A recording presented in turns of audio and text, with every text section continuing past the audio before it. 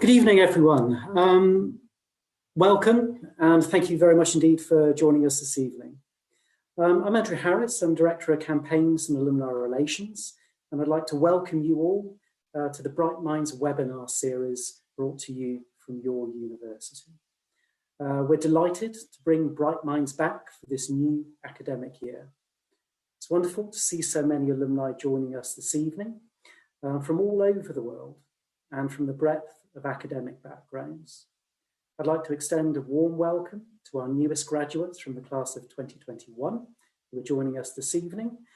And I'd like to welcome our longest serving alumni from the 1950s class years who were also here. And of course, to everyone else in between. Today, our topic of discussion is climate policy in urban areas, the potential and limits of co-production. I hope you're looking forward to hearing from Dr. Ryan Bellinson. Ryan completed his PhD in town and regional planning with us earlier this year. First, we'll begin with a short introduction from Professor Beth Perry, who is Director of the Urban Institute and Professor of Urban Knowledge and Governance. We'll hear from Beth before hearing from Ryan. After this, you'll have the opportunity to put your questions to Ryan and to Beth. And we expect this event to last for about an hour. Before we get started, however, I'd like to go over a few housekeeping items so you know how to participate in today's event. To allow all participants to have the best viewing experience, we've automatically turned off microphones and cameras. If you'd like to submit a question throughout the webinar, please can you put this in the chat box. So you can open the chat box by clicking chat in the bar at the bottom. Now, as time allows, Ryan and Beth will address as many questions as possible during the question and answer session. We will be recording this webinar, and this will be available on our Bright Minds web pages next week. The link will be sent to you in our post-event communications as well. So without further ado, I'd love to hand over to Beth. Beth, over to you. Thank you very much, Andrew. It's a real pleasure to be here today with Ryan and the company of so many distinguished alumni. I'm delighted that Ryan's able to present his work to you today for three reasons. First, his PhD represents exactly the kind of engaged scholarship that matters to us in the Urban Institute. Second, the topics of both climate action in cities and co-production really go to the heart of our intellectual programme of work at the Urban Institute. And third, given the trials of the last 18 months, it is a real triumph that Ryan was able to pass his Viva with only minor corrections earlier this year. It has been very difficult on our PhD students, and in some ways Ryan was one of the lucky ones, as his fieldwork had already been completed before the pandemic. But nonetheless, it is a tremendous effort, and it's great that he's here now as Dr. Ryan Bellinson to talk to you today. So as Andrew said, I'm just going to spend a couple of moments talking about the Urban Institute and some of the research I was doing that led up to Ryan's PhD. Sheffield University's always undertaken excellent work around the urban agenda, not least in the Faculty of Social Sciences departments of Urban Studies and Planning, Geography and Architecture, for instance. The Urban Institute, or UI, was established in 2014 in response to an increasing focus on interdisciplinarity within and across the social sciences, and to the need to support research specialist career trajectories within urban studies. And since then, the Urban Institute has developed into an internationally renowned research centre, which examines how cities are responding to the challenges and opportunities of intensified urbanisation, technological innovation and resource constraint. We hope we're recognised for the imaginative, generative and propositional nature of our research agenda, focused on the socio-technical, political, cultural and ecological dynamics of contemporary urban life. And we're committed to doing interdisciplinary comparative work in the global south and north, and we work with urban labs around the world in equitable partnerships. So you can see our senior leadership team here on the right. In total, we're a team of 15, including our postdocs, and there's over 25 of us if you include our PhD students and international visiting fellows and professors. So our research is organised into 8 themes, each led by a member of the senior team and involving colleagues across the university. Just to give you a flavour of each of these areas of work, the controlled environments theme looks at the potential of artificial environments to support urban life in a changing global climate. Urban automation and robotics looks at how non-human decision-making and capabilities like artificial intelligence shape the organisation of cities. Life at the Margins aims to rethink the politics and practices of marginalisation in our cities and what this means for different urban dwellers. And the theme Urban Riches examines the nature of wealth and value today and explores the spatiality of wealth and concentration in urban settings. Urban Humans explores what's distinctive about urban humans with a particular aim to focus on Black urbanism and municipal responses to the Black dimensions of migration, care, popular economy, urban rights, and settlement dynamics across the world. And Urban Infrastructures in Action looks at how urban infrastructure influences resource flows and shapes urban development. At the moment, we have a very large project looking at the idea of corridor urbanization, tracking the impacts and influences of China's Belt and Road Initiative into Asia, Europe, and Africa. So the two themes that specifically shape Ryan's thesis are climate urbanism and co-producing urbanisms. The first looks at the history, processes, and implications of climate urbanism as a model for urban development. And the second, co-producing urbanisms, looks at what and whose knowledge is needed to develop more sustainable and just urban futures. And we have a whole wide range of projects funded by different organisations that fit within and across these themes, often carried out with partners beyond the university, from communities in Sheffield, Maputo or Jakarta, local authorities, NGOs and business, or international organisations like the Intergovernmental Panel on Climate Change. One example is a project carried out collaboratively with local authorities in 7 partner cities, including Sheffield, Gothenburg, Cape Town and Kisumu, where we looked at the issues and opportunities for the localisation of the United Nations Sustainable Development Goals. And a second project is a large multi-million 5-year project called LOACT, Low Carbon Action in Ordinary Cities, funded by the European Research Council, which is looking at the ordinary actions taken by citizens to improve everyday life whilst tackling climate change. So if you're interested in hearing more about this, you're welcome to visit our website. We also have places available for an online lecture series starting next week on the future of climate urbanism. And I think the link will be posted in the chat if you would like to sign up. As well as these themes and projects, we share a number of common concerns, for instance, at the moment about how to support Black early research careers scholars into urban studies. So I was also asked, just before handing over to Ryan, to say a little bit about my own research as Ryan's supervisor. I came to the Urban Institute in 2016 and was particularly interested in the relationship between urban knowledge and action in the context of what I've called the co-productive turn. My own PhD studies way back when had been on the roles of universities in their urban contexts, not as institutions, but as producers of knowledge. And I use the phrase co-productive turn to draw attention to how local authorities are integrating different forms of expertise and evidence in their decision-making and working with citizens differently, how communities are sharing knowledge and skills to build capacity and networks beyond the local state, and how academics have also been challenging their own claims to knowledge by recognizing that they need to work with different people as co-researchers in more collaborative processes.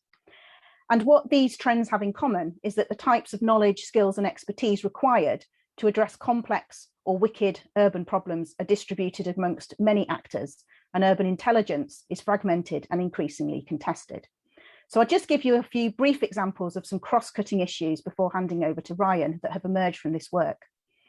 First, there are many different sites where co-production is being deployed as a term, as a discourse, from universities to public sector and so forth. And in these different settings, there are 2 distinct claims being made for why co-production matters. On the one hand, there's an efficiency argument that co-production can help different organisations do what they need to do better by getting different stakeholders involved, whether the public or academics or technical experts, as co-designers or co-producers of whatever it is they're trying to do, whether that's a service, a policy or a process. And this is a liberal, rational or a technocratic argument for co-production.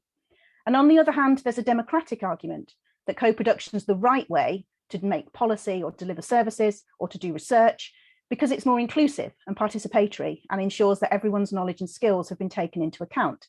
And this is more of a radical, emancipatory or normative argument for co-production. It's something we ought to be doing. So the idea of co-production has also reached into different sectors. In Greater Manchester, as Ryan's going to talk about later, Andy Burnham, the mayor, has expressed his support for co-production. And since then, it's been applied in different policy areas, including health and social care, cultural policy, and climate policy in the city region, which is where Ryan comes in. And beyond Greater Manchester, we can see co-production being used in a number of different areas. A second cross-cutting issue is around power and politics in co-production. Co-production is seen as having a dark side if it co-opts citizens, for instance, into taking on responsibilities of other providers without being paid to do so. So there's an argument that co-production can put a burden on community organisations without ever really sharing power. Co-production is informed by those differences in power from the outset. And so for people who want to take this seriously, this means addressing power inequalities and building capacity before people are able to engage effectively. Third, related cross-cutting issues, what it actually means for local authorities to engage in co-production in a context of reduced resources and following years of austerity policies.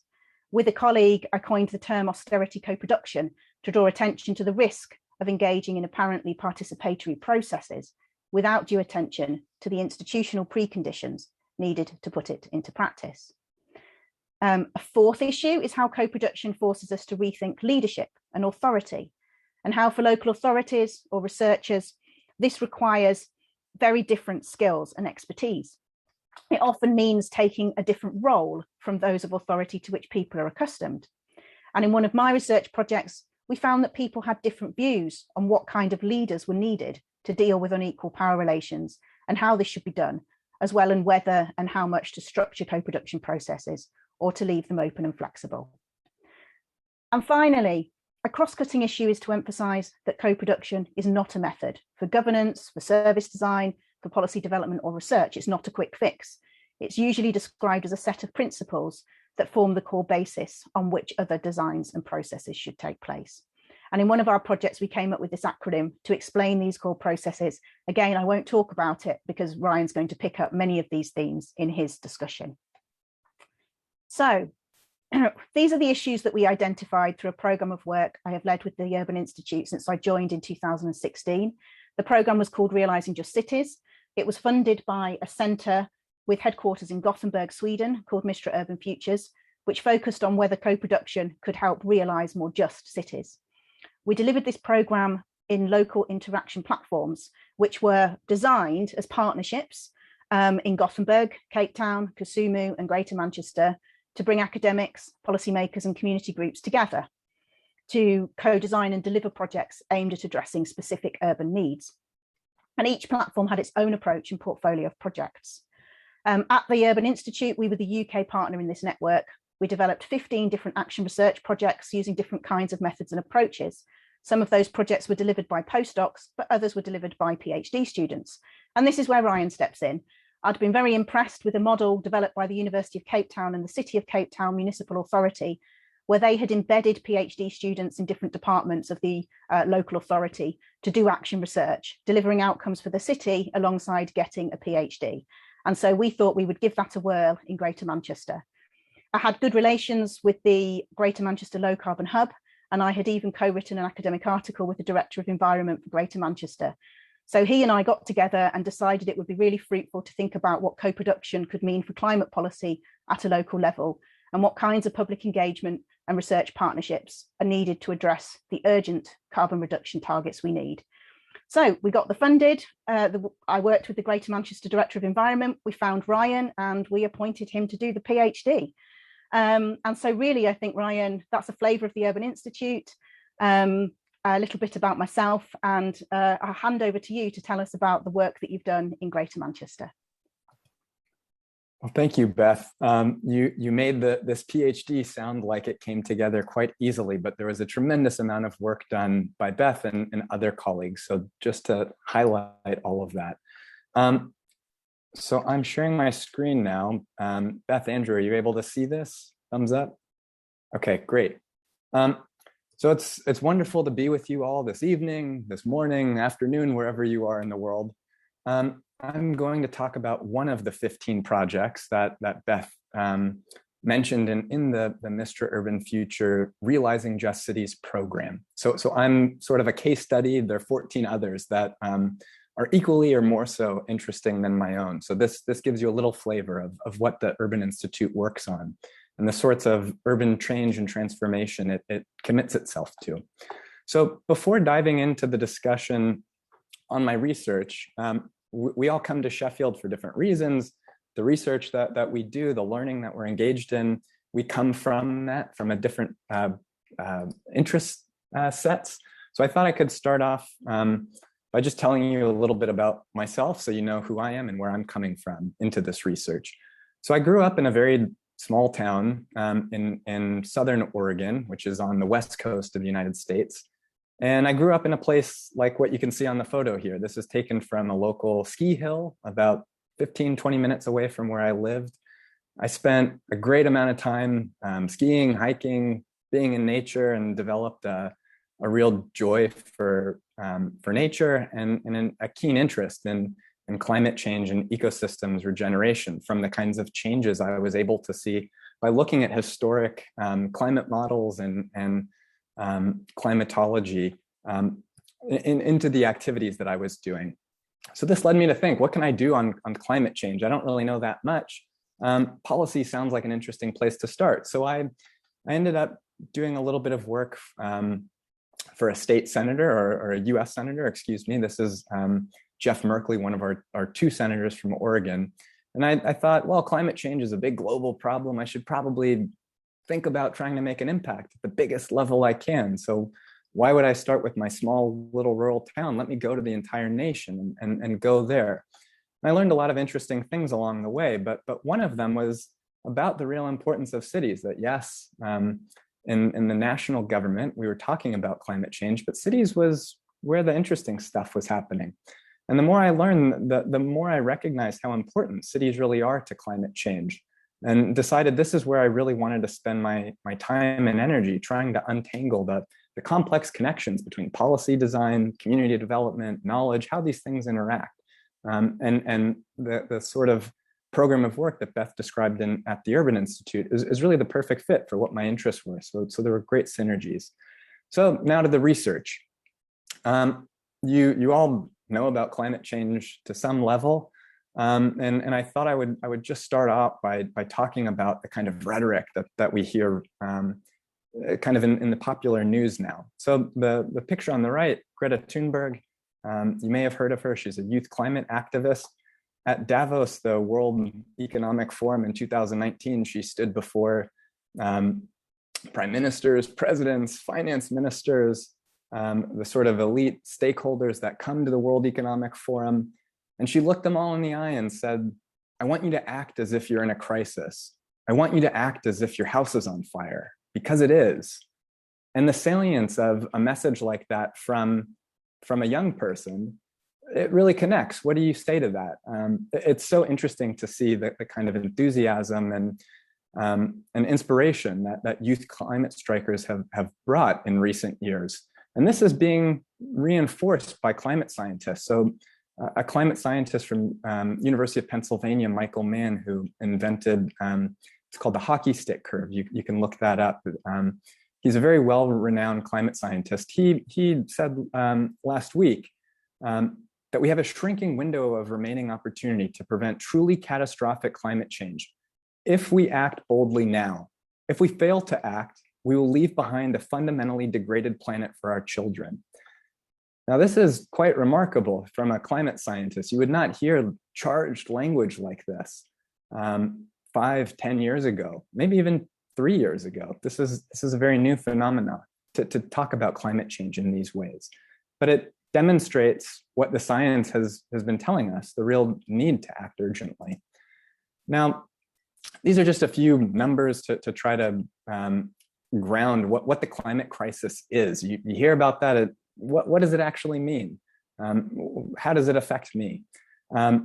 So there's a German insurance giant called Swiss Re that did an evaluation in 2020 and found that the estimated costs from natural disasters last year were around 210 billion US dollars. Now, a lot of the times when climate change is discussed, it's this far out, 2030, 2050, 2100.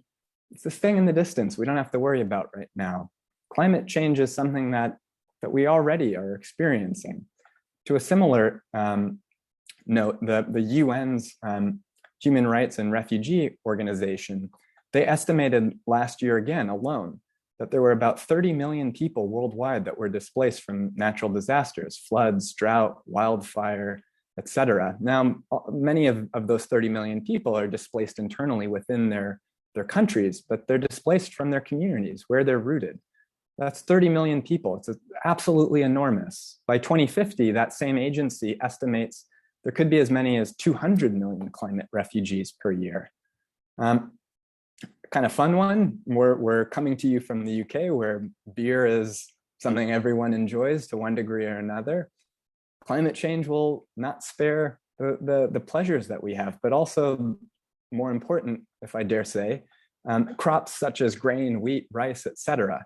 So from climate change, it's expected that hotter, drier conditions on the planet will lead to less agriculture productivity. And for beer drinking, this can equate to about 16% reduction beyond the current levels because of reduced barley yields and increasing prices. And in the UK, we're already seeing from the Royal College of Physicians, they estimate that there are about 40,000 individuals in the UK that die prematurely because of air pollution. So what does this mean for cities? So cities represent about 70% of global carbon emissions. They're responsible for about 70% of global carbon emissions, which is enormous.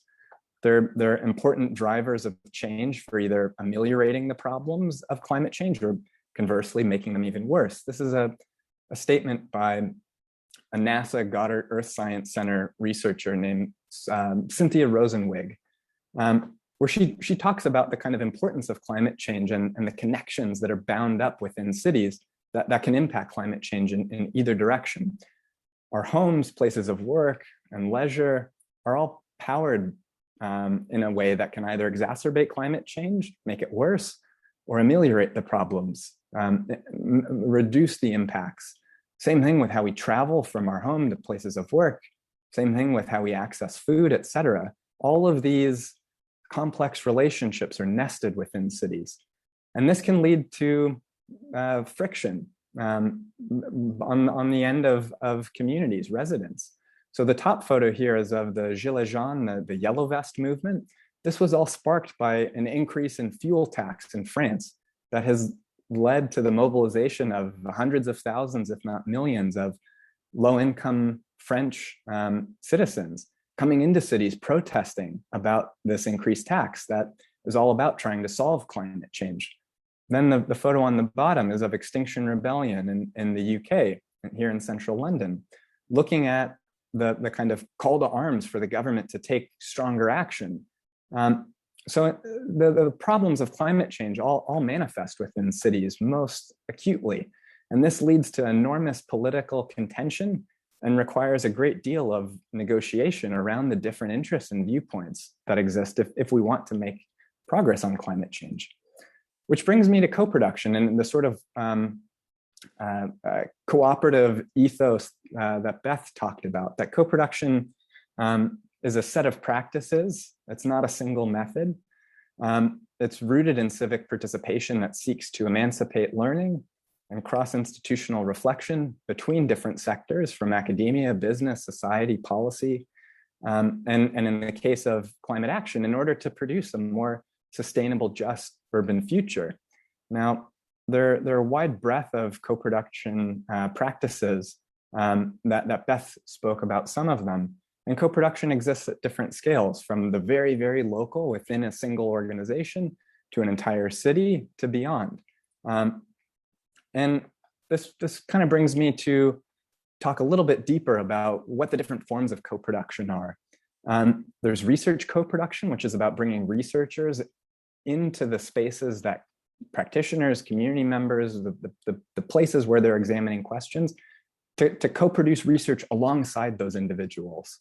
To say there's not a hierarchy between researcher and research subject, but what can the two parties learn from one another? There's service production, which is looking at how communities can redesign services together with service providers to create new services that can improve efficiency of service delivery and create a better experience for the person receiving services. Beth spoke to the kind of challenges that can exist with this.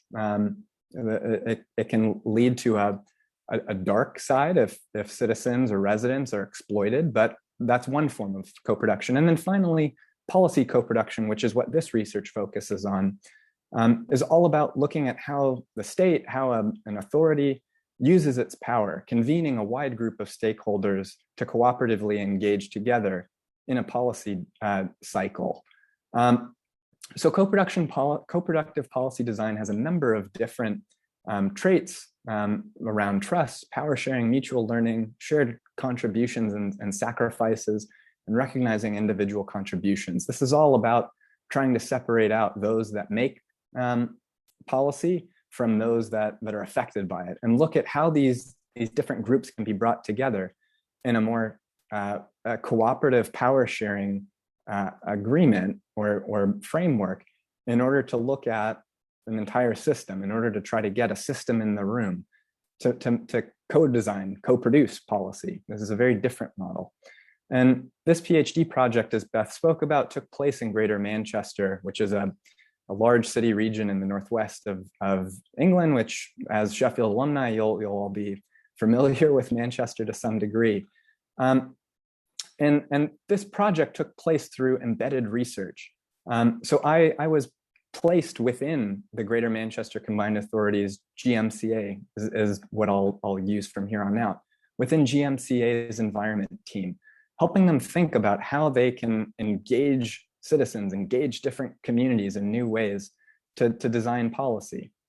And this is a sort of interesting model that Beth hinted at, that comes from the city of Cape Town, which was a part of this Mr. Urban Futures Consortia. So there are more and more embedded research partners that embedded research projects that are popping up in the UK and Europe more broadly. But this is a different type of research that brings the researcher, myself, alongside those that I'm conducting research with. So Greater Manchester, it sees itself as a pioneer, and it's at a re-emergent point in its history. So Greater Manchester, you may know, was the birthplace of the Industrial Revolution. It spawned, depends who you ask, progressive politics and the labor movement in the UK and more broadly. And it's also a cultural icon more recently. And it now wants to become a green leader, a city, a pioneer in the space of climate action, which brings me to kind of devolution and what this project is really looking at. So Greater Manchester in 2012 signed a city deal, it was called, with government so that it could create this Greater Manchester Combined Authority to gain new powers and gain an elected mayor. So you can see that there are 10 local authority areas within the city region. And where this work took place was across all 10 at the city regional level. Now, in 2017, Andy Burnham was elected as Greater Manchester's first mayor. One of his manifesto promises was to accelerate carbon neutrality within the city region. It had an ambition to become carbon neutral by 2050. It wanted to move this up by at least a decade, but it wanted to set that target based upon the kind of expert science, but also stakeholder engagement throughout the city region through a public debate, bringing these two communities together, and announce some kind of a goal at what would be deemed a green summit within about a year of taking office. Now, the first step in this process was establishing what became known as the Green Summit Steering Group, which was a group of a number of different individuals representing organizations from academia, public sector, private sector, civil society, to come together to help shape what this process of planning a green summit, whatever that means, and this kind of community dialogue between experts and city resident stakeholders would look like. There were 25 people on this Green Summit Steering Group, And that was the first step in this longer process. And there were two components around the expert engagement and the citizen engagement. So the expert engagement focused around this here. I won't get into the technical details because it's very technical and we can skim over it. But there are two important things to show. So this was created by an environmental consulting organization called Anthesis. And they came up with this tool called scatter, which are the different lines that are dotted and straight that kind of show what are the different policy options that a city region has at its disposal to try to implement carbon neutrality, to try to reduce emissions within a city region. And if you were to pull those different policy levers, what would it mean over the long term as you're building towards carbon neutrality? And this is what you come out with. And then the gray kind of shadow was created by the Tyndall Center for Climate Change Research at the University of Manchester. And this is what they call a carbon budget. And what they did is they looked at the kind of UK's commitment to the Paris Agreement, which is the big UN level commitment on climate change that almost every country in the world has signed up to. And they've said, right, so the UK has signed up to this big grand agreement. What would it mean to distill this down to our level, into GM, into Greater Manchester? And this is what they came up with. And through that carbon budget, it was determined that 2038 would be about right for what the kind of carbon neutrality target should be. And the kind of anthesis scatter model, those different pathways down, they pulled different levers to try to figure out how they could achieve this. So that's the technical piece. Now, the citizen engagement, the city stakeholder piece of the story, which is where I supported this work, where co-production was really most evident. Now, this took place in a few different pathways. So there was that Green Summit Steering Group, which is one way in which citizens and different organizations in the city tried to share power with GMCA. But then there were listening events. Now, these were 42 different events that took place throughout the city region over the course of about 3 months that engaged over 1,200 people. And these were really detailed workshops that looked at what would citizens want, those different policy levers that are being pulled. You have a choice to make, how hard you pull it, which one to pull, how long do you pull for? They had a choice to make, but this had to be informed by citizens. So this was all about trying to figure out if changes are going to be made in the city region, what do citizens actually want? Is this carbon future, low carbon future, going to improve people's lives or become a burden? And that's what these listening events were all about, trying to understand from citizens and different community groups what their perspectives were on the issue. And these were done with transportation planners on the left, with young people, school children, as you can see in the middle, some of their ideas, and hosted by all 10 of the local authorities within Greater Manchester. This one happens to be from Barry, and lots of interesting people came to this one, and kind of everything in between that spread. So that was kind of one co-productive pathway. A couple others were the Green Summits themselves. So the photo on the left is a feedback session looking at what were all of those ideas that citizens told Greater Manchester. What do we think of those ideas? A reflection on that. The photo on the far right is from a second Green Summit. I'll get to this lengthy process, but there ended up being multiple Green Summits. There's actually another one coming up in just a couple of weeks. So the Green Summits were the second kind of co-productive pathway where citizens were able to have a real say, not a consultation, but to be able to make their voices heard in a very different way. And then in the middle here is from a thematic work group. So this was a group of experts from different sectors, from buildings, energy, natural environment, et cetera, looking at what the citizens said they wanted, what community groups said they wanted, and what the model for how quickly climate action needed to take place, what that trajectory looked like. And they got together, bashed their heads together and figured out what actions can we take.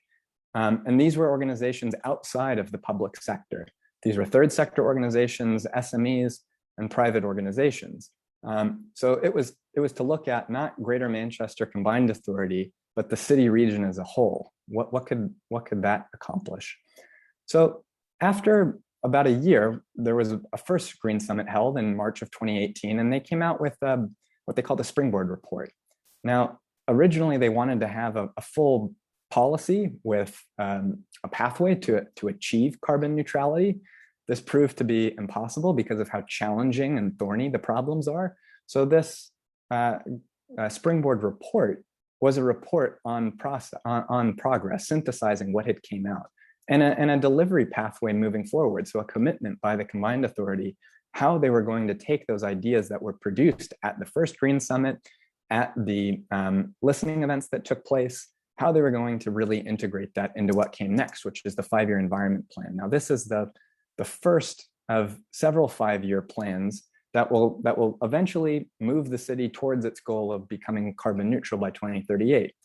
Now, whether or not the actions in this plan will actually achieve carbon neutrality is a separate issue, but this process of moving from report to plan took about a year. So what did people feel about this process? So this is one of those individuals that was involved in the Green Summit steering group. Now, they reflected that throughout their involvement, they felt this process was more empowering than a conventional consultation, and it wasn't performative like how they reflected a conventional public engagement process went. But they also felt that this has to be seen as a larger journey, that this kind of co-productive turn, if I could steal a phrase from Beth, it's not something that can be a momentary thing in time. There has to be a deep commitment to it in order for it to really gain resonance and traction. Now, as Beth said, Andy Burnham, the mayor of Greater Manchester, is rhetorically committed to co-production. He's interested in this idea. This is a statement he gave at one of the Green Summits. So while you could say that this process has produced new forms of citizen engagement and participation in climate politics, ultimately power sharing is something that this process struggled with. It was really hard to get GMCA, the organization, to commit to doing things that they felt fundamentally uncomfortable about. Which leads to 3 quick reflections from what can be synthesized, learned, distilled from this process. So first off, that co-production and co-productive climate action should be seen as an aspiration. Sharing decision-making powers demands a certain level of openness to navigate between broad perspectives and negotiate with them. This requires a willingness for mutual sacrifice. And in this sense, co-production can be seen as risky. It's a risky form of politics, which comes to the sort of second lesson, which is around process versus outcome. How does change happen? So as co-productive climate action is what I would call a risky form of politics, because you have to, at some level, hand over control. What are the outcomes of that process if you're going to engage in it? Decisions are reached very slowly because you're going through this negotiation, and that decision-making process is very involved, bringing all of the stakeholders into the room throughout the entire process. This isn't a consultation, a moment in time. It's an ethos, it's a commitment. And that takes a lot of time and energy. Lastly, it's a journey. It's a long-term journey. Co-production is a set of practices and not a method. And as such, it requires an organizational commitment to change, to take on new philosophies within an organization, and build new narratives and philosophies within an organization to be able to work in this way. So this research, as has been mentioned, led to a PhD, but more importantly, I think it's created new pathways for countless people in Greater Manchester to participate in climate politics. There's now this 5-year environment plan, which has been co-produced in some form. And the research has also led to deepening understandings around what local climate policy and climate politics can look like. Lastly, I'll just say for myself, although my PhD is over, I still work closely with Greater Manchester. I'm now a researcher at UCL, but I serve on a governing board, a community governing board with GMCA to help manage what this process looks like moving forward. So I'll leave it there, and thank you for your time and attention. Thank you so much, Ryan. That was a spectacular tour de force of the big level issues, and then an excellent case study of Greater Manchester. Let's get started straight away with some questions. We've had some pre-submitted questions in advance. So Robin asks, and this really picks up this point we talked about in relation to power. Who has the power to really make a difference to the impact of climate change on cities and local communities? And how can we influence those power holders in order to bring about environmentally wise decision making? That's a really good question. I think in terms of who has the power to make an impact, there's often from certain sources an inclination to push the issue down. It's about individual action. It's about individual action behavior change. And while that's true for some individuals, it's not for the majority. So there's a researcher at the Tyndall Center at the University of Manchester, Kevin Anderson, who speaks to this really well, that it's about kind of a certain group of people, kind of the top 3% of people in Western societies that are flying a lot, that have multiple homes, that have big carbon lifestyles. For them, if they change their behavior, it really would make a difference. For the sort of 94, 95% of the rest of us, there would be some impact, but it's minimal, it's de minimis. So in terms of using what power we have as individuals, it's for me thinking about how working with institutions and applying force in different ways. For some people, it might be direct action, looking at what Extinction Rebellion does. For other individuals, it might be about building community movements, building community power within a neighborhood, and thinking about how you can leverage whatever skills and interests that you have towards action. And if you're an individual, yes, you should take those actions of flying less, of turning the thermostat down in your home. But you should also think about the kind of political engagement that you're able to have and what impact you, your friends, your neighbors, what you can do collectively when you come together. So I think that's really interesting, Ryan. I'll just push you a tiny bit more on that, because of course the notion of power is quite nebulous itself and quite often subtle. So we assume that it's held by someone and can be given to someone else as if we know what it is in the first place. But often power holders don't always feel they have that power. And I was just wondering about that in relation to your case study, because sometimes we need to think at a very micro level, like you said, what are the concrete levers and where are the points of influence in a decision-making process? And I remember from your thesis, this example around who takes a decision. The Green Summit Steering Group thought that they could work with the academics to establish a scientific approach to a zero carbon target, and then the mayor would announce that target at the Green Summit. But actually, didn't it then turn out that all 10 of the council leaders had to sign off on the target and they couldn't agree? So in the end, Andy Burnham couldn't announce a target at the summit. And that sort of shows that even the power holders don't actually know whether they have the power or not. Did I get that right? Yeah, absolutely. And I think you're right. You only have the power that your position affords you. And you could be a mayor, you can be the leader of an organization, but you're working within a certain paradigm, a certain framework, and it's very challenging to step outside of that. So that's a huge challenge. So I think the sort of micro actions, as you're hinting at, getting at, can be quite powerful for trying to reframe what these paradigms look like. That's why I think Extinction Rebellion is so interesting. They're trying to change the way we think about the nature of the problem. There are researchers such as Jem Bendell, who talks about deep adaptation. There's an individual, Lori Leyburn, who talks about environmental breakdown, trying to think about climate change as something that's ongoing, that we're engaging with. And as a researcher speaking in an academic space, that can be really challenging to get across. So the role of community storytellers, of artists, trying to tell the story, to create new narratives that can empower those that lack power, but also change the paradigm that power holders have. Let's take that example then. And so you're talking about artists and others, and you're talking about persuasion, really, about soft power. So we've got another question here from David around the relative roles of legislation or persuasion. Have we got time to persuade, time to do co-production? Actually, do we need some sort of benign dictatorship?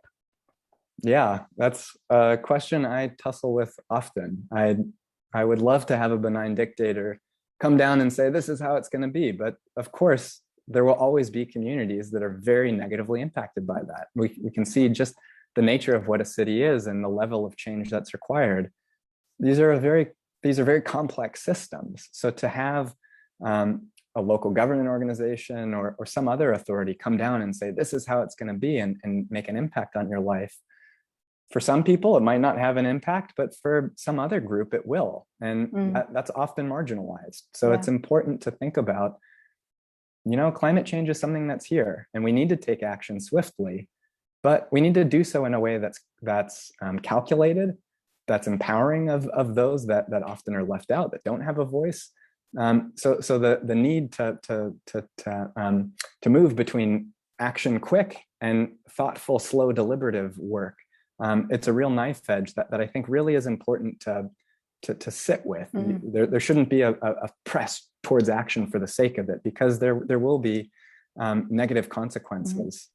And of course, not everything can or should be co-produced. Some issues might, as you say, need to be decided very fast. And we can see the benefits of where there has been legislation like seatbelts or smoking. Right, we have questions from the chat now. So Alice asks, how did you ensure marginalized communities were involved in the citizen engagement sessions? It's a really good question, and it was something that was incredibly challenging. So we found the best approach was not to go out and say, we're a bunch of green people that want to hear your voice on this climate change thing. It was about meeting people where they are and speaking to them and the issues that mattered to them. That didn't always work because we were a group of people that were unfamiliar. So with these listening events, it started out with, who are the organizations we know that can help host, but then also trying to map out what are the different communities that exist in Greater Manchester that we don't have good insight into. What are the kind of community leaders we can engage with there, and ask if they would be willing to host an event that is facilitated, that they're supported with, but they can help bring the community that they represent together. And that required trust building, that required dialogue, that required showing those community leaders that we weren't interested in consultation. We were interested in learning from them, seeing the communities they represented as experts. And when that worked, it was quite effective. We had one meeting with a group of immigrants from Southeast Asia who did litter collecting out in Rochdale. And they were able to tell us about the kind of design of waste bins in parks being a huge barrier to rubbish. There are things that we were able to learn from these. That's a very small example. There were much more important big ones around kind of the heating of individuals' homes, their access to transportation in the city center.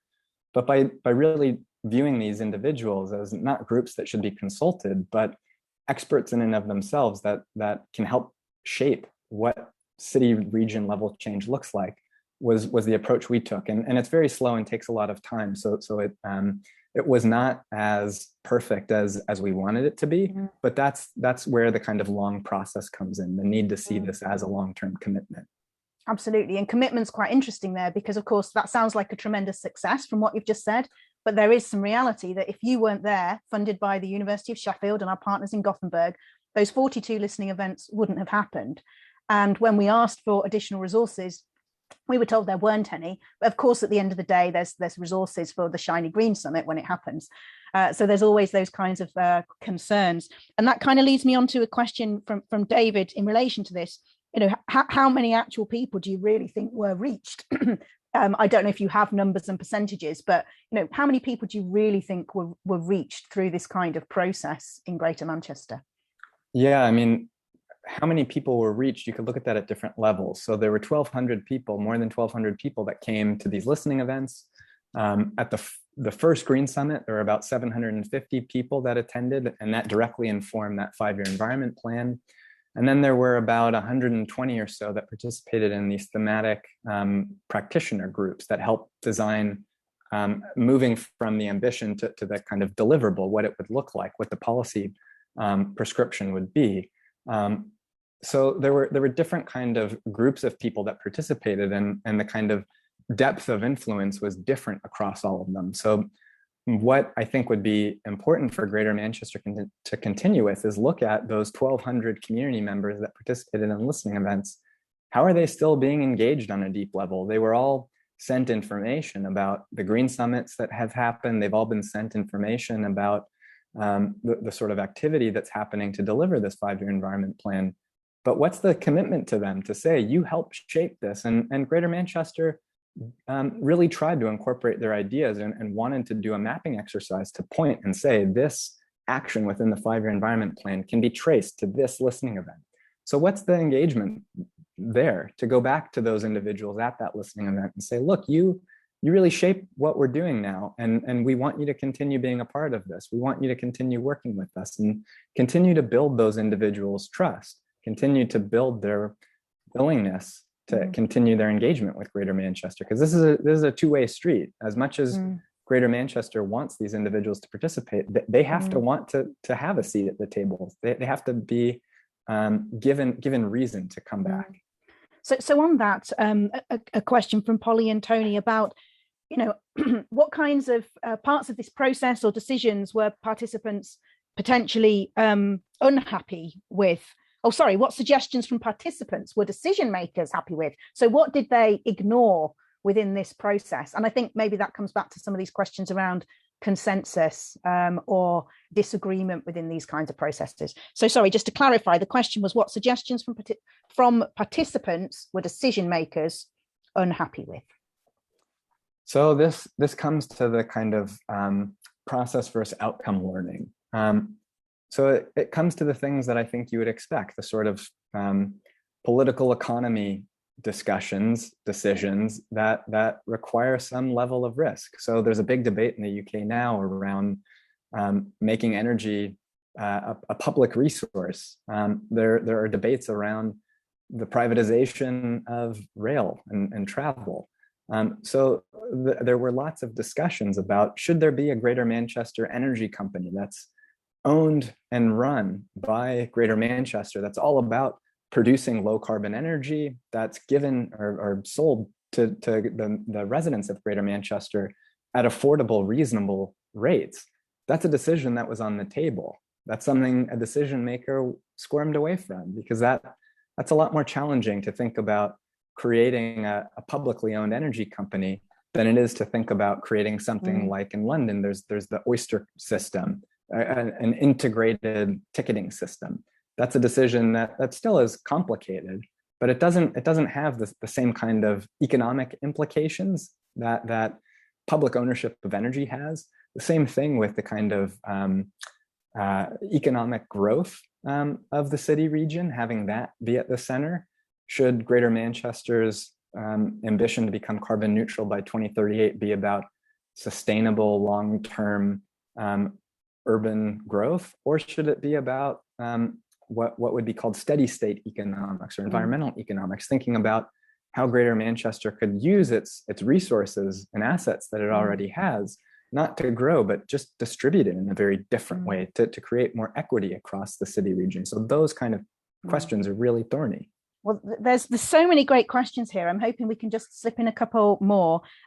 Just on that, Elena asks, how much of citizens' input was actually then included in the 5-year plan?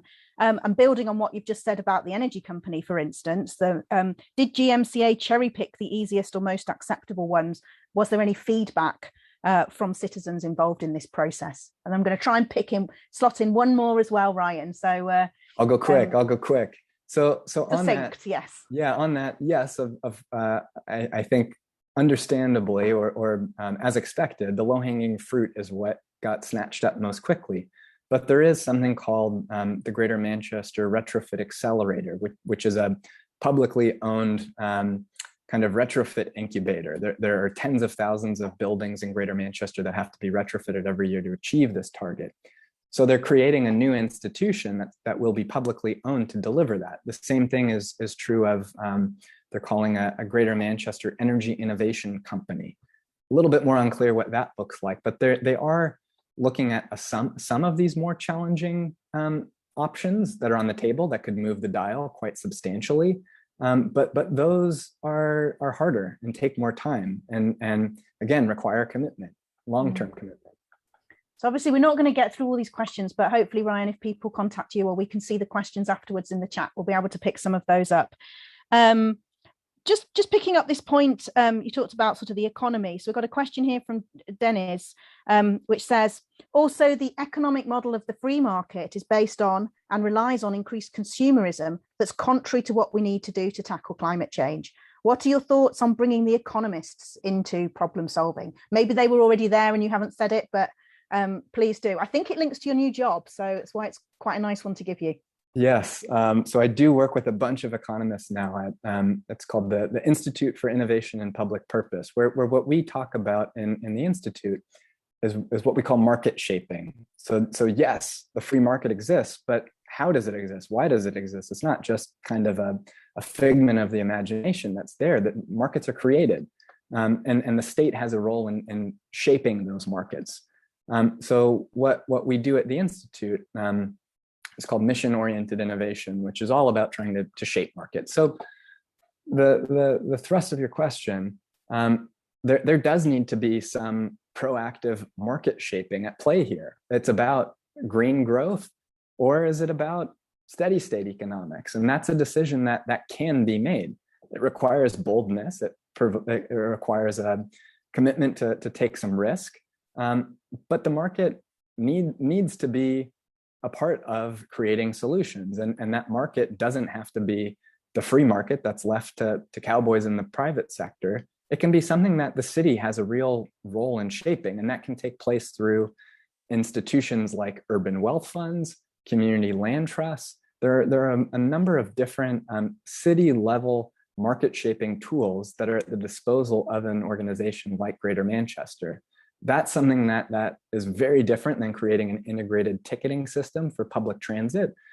But those are interventions that the city can take that can produce value for all citizens within the community in a very different way. So those are incredibly important conversations that need to be had. Okay, well, we have time for one more closing one, Ryan, I think. And perhaps it's also the beginning of a new conversation. From Anne, is there any plan to have similar listening events in Sheffield? I'm particularly concerned with listening to teenagers who know they are going to have to deal with the fallout of all this. We know from recent surveys that climate change and the lack of teaching and action, including their own feelings of helplessness on this, is affecting the mental health of school children massively. Yeah, there was an article that came out in The Guardian, I think last week, about something like 4 in 10 or 6 in 10 young people are choosing at this point not to have children because of climate change. This is something young people on their minds constantly. So I think engaging them in conversations and trying to empower the real knowledge that they hold.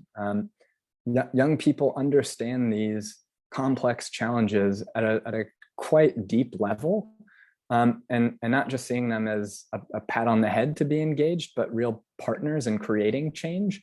That has to be a part of the story. Young people are going to take the mantle and bring this this kind of world that we're living in that will be defined by climate change forward. So bringing them into those spaces, into those processes now is absolutely critical. So yes, I hope this happens in Sheffield, and would love to talk more about that. But we don't know that it's going to. It's the short and concise answer to that. And I think we're out of time, but otherwise I'd be very happy to talk to you about some of the things that Sheffield are doing in the climate space around, Sheffield University academics are doing with Sheffield City Region. But I think we're out of time for now, so I'm going to thank you again, Ryan, and hand back to Andrew. Ryan and Beth, thank you very, very much indeed for that. Thank you for the amazing and crucial work that you do, and also for such an engaging session this evening. So genuinely, thank you very, very much indeed.